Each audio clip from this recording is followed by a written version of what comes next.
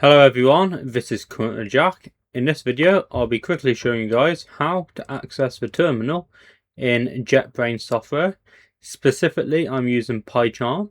So first of all you need to open up your script. I've created one called test.py.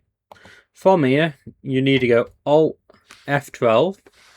On my keyboard I've got a 65% size on, so it's a couple more steps. So for me it's Alt FN F12, but on a normal keyboard it's Alt F12.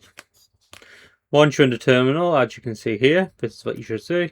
Now you can do your installations. So I'm going to test to make sure that one's definitely installed here. So I've got pip install requests, beautiful soup 4.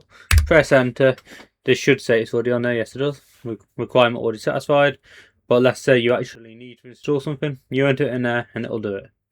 So very simple, very easy. That's how you access it. If you have any questions, please feel free to ask in the comment section below. For now, goodbye.